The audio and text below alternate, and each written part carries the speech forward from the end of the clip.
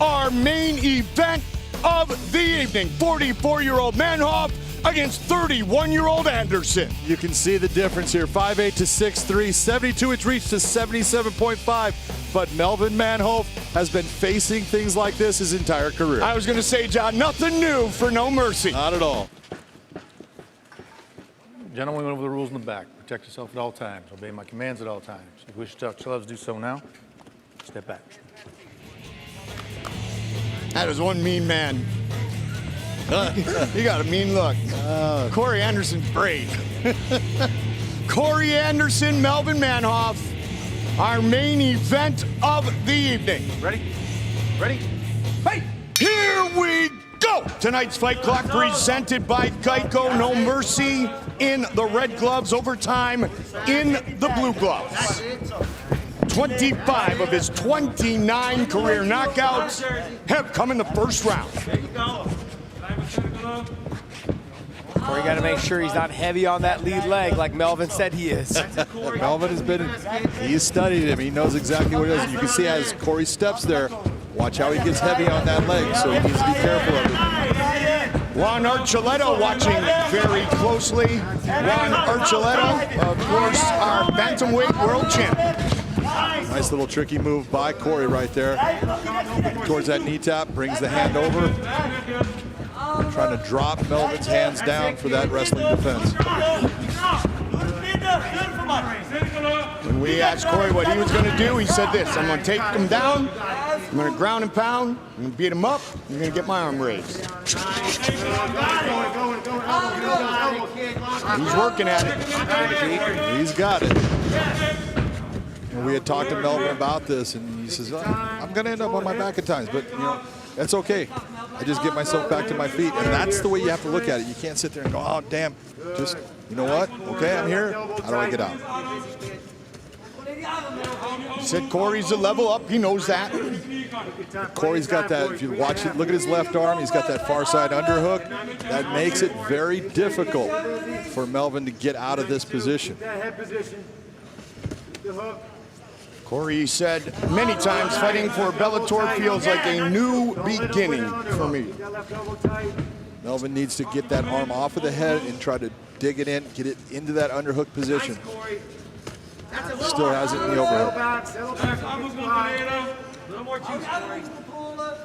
Corey's very good at using hip pressure to control the top positions. Began wrestling in the 3rd grade. His brother was a wrestler as well. Ben Askren was one of his coaches his senior year of college. Good, keep that head position. Back down, that's it. Let's double tight, keep the hook.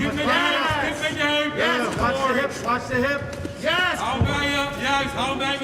This is exactly what Corey Anderson wants. This is what when he was talking, Josh, about, I just need to be me. I was trying to be somebody I wasn't before. I was trying to be that stand-up guy, knocking people out. I come from a wrestling background. Yeah, I can stand up and fight, but if I can take someone to the ground, that's what I'm going to do. Yeah, I don't like to get into that, not being yourself. What you need to do is you need to remember that winning solves everything. Okay, and if he keeps winning, it won't matter what happens. Nice little hook sweep by Melvin Manhoef there.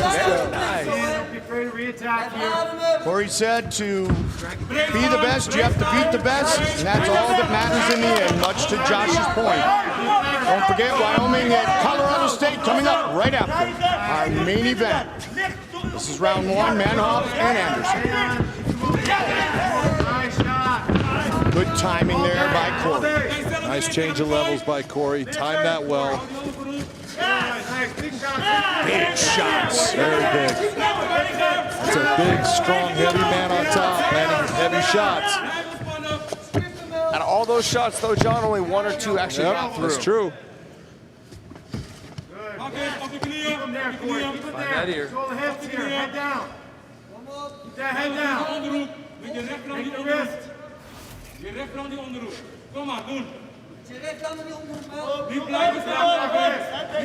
got to give Corey credit, though, because on that last takedown, right, Melvin, he had to wait for the timing to be perfect. It's also a lot harder being as tall as Corey Anderson is for him to get his hips and his level to drop that low to get it on the takedown.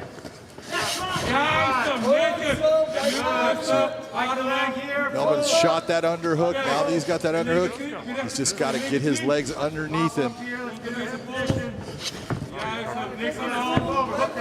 You can also go back to what I mentioned earlier, 25 of 29 knockouts for Manhoef in the first round. If you're able to do what Corey's doing right here, you take away a little bit of that power, at least you hope you do, as he's been able to utilize his game plan here in round 1. Nice knee to the body by Corey Anderson. A good first 5 minutes inside the Bellator cage. Good job, boys. Thank you. Pitbull and Pedro, 145 belt on the line. The other quarterfinal matchup, Vichel Sanchez 2. Featherweight World Grand Prix continues 1 week from tonight. Round 2. Corey Anderson in the blue gloves, Melvin Manhoef in the red gloves. Mark Henry in the corner of Corey Anderson said, stay busy, keep utilizing your hands, set things up. I don't think you could have, if you're in Corey Anderson's corner, you couldn't have asked for a better first round in Bellator for your fighter. He did everything right. And the numbers attest to that, John. Yes, they do. Melvin needs to stop looking for the one shot. He needs to start to go ahead and throw it and just set his little things up, little feints, and then throw off of it. He's got to get his back off that fence right now as well. Corey's doing a really good job with his feints, though. He's got Melvin guessing right now.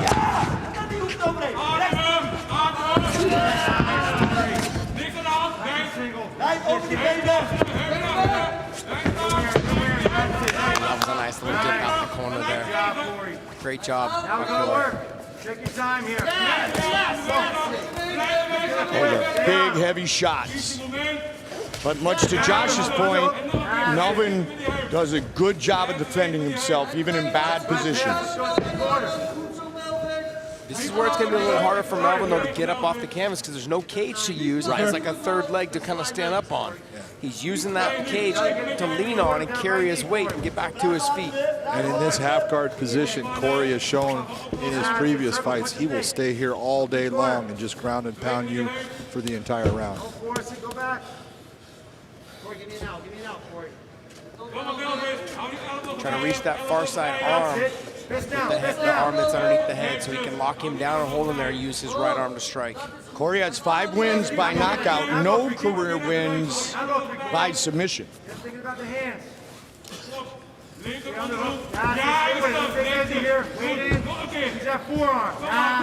lot of people will look at what Corey was doing and think that he was going for an Americana. He's not. He's proving that by where he's having his arm holding the head also. You have no submission if you have that head involved in it. That shot hurt Melvin right there, John. Yeah, it did. You can see him starting to cover up with both hands. Big elbows, postured up. And this is the point. Big elbows in this position. That's a big shot right there by Corey. Todd Anderson telling Melvin, you gotta move, you gotta protect yourself. Corey continues on. This fight is going to be over. It is all over! Corey Anderson, victorious in his Bellator debut! Too many good blows in, brother. Easy. Come on, let's go back over. All right, let's get him on a bench. And no need for overtime. 815 duty, ground and pound!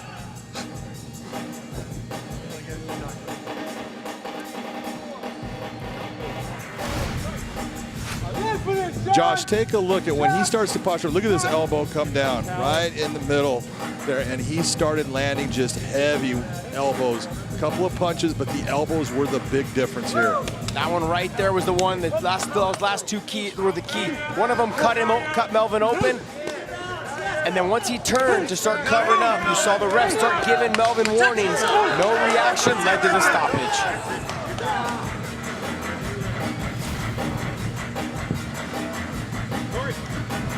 That would be according to game plan for Corey Anderson.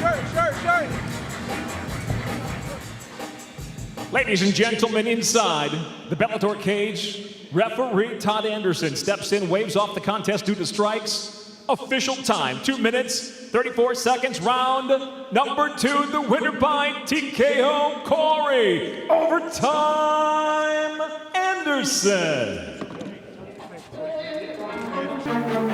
Hey, what's up, guys? This is Francis Ngannou. Subscribe now.